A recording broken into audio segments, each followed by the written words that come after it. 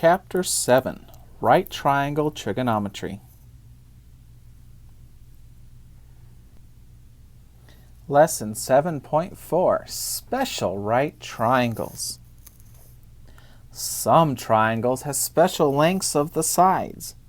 Thus in life you see these triangles often, such as in construction.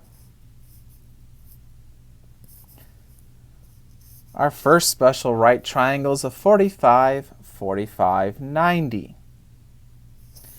And as you can see in the picture, the sides are in the ratio of 1, 1 square root of 2. So isosceles because the base angles are congruent, so the legs are the same length. Use the Pythagorean theorem to get the hypotenuse of square root of 2. What this means is if you have another 45, 45, 90 triangle, then you can use the fact that they are similar by the AA similarity and use proportions to find the sides. So let's say the leg of one 45, 45, 90 triangle is 10. Find the lengths of the other sides. So if I draw this one, so that's 45, and the side is 10, what are the other sides? So I'll call them X and Y. Well, we could use a proportion since they're similar. So I could say leg over leg. So that's X over 10. On the other triangle, it's 1 over 1. So it's X over 10 and 1 over 1. Cross multiply, you get 1X equals 10. What you probably got since the legs are the same length. All right, let's find Y. We could go hypotenuse over a leg. So the hypotenuse is Y, the leg is 10. And on the standard triangle, the hypotenuse is the square root of 2. The leg is 1. Cross multiply, I get 1Y equals 10 times the square root of 2. Look at that, it's in radical form already.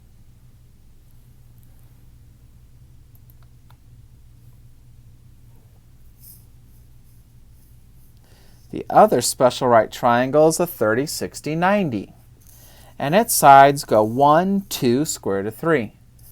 Where everybody messes up is they put the 2 in the wrong place. The 2 is the hypotenuse.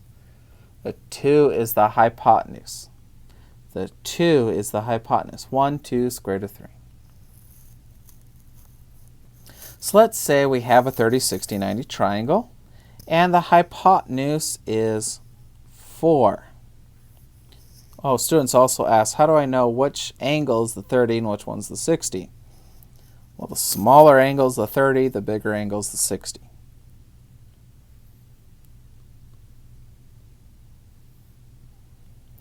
All right, let's start by finding X. Since these are similar by the AA similarity, X is a leg, and it's actually the short leg. And let's go over the hypotenuse, because I know the hypotenuse. So on my yellow triangle, its short leg is X, hypotenuse is 4. On the main triangle, short side is 1, hypotenuse is 2. Cross multiply, I'll have 2x equals 4. Divide by 2, get x is 2. Now let's find y. Y is the long leg, so I could go long leg over hypotenuse since I know the hypotenuse here. The long leg in the yellow triangle is y, hypotenuse is 4. On the standard triangle, the long leg is the square root of 3. Hypotenuse is 2. Cross multiply, 2y equals 4 times the square root of 3.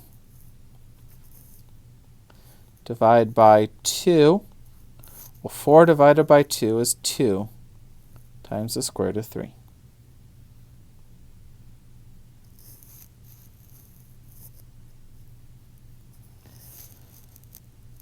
Just a side note, if you end up with, say, y equals 2 divided by the square root of 3, this is just hypothetical, it's not what really happened. But let's say this came out like that. You can't have a square root in the denominator, so you'd have to multiply the top and bottom by the square root of 3. You'd have 2 times the square root of 3 on top, and on the bottom you'd have square root of 3 times square root of 3. That'd be the square root of 9, which is 3.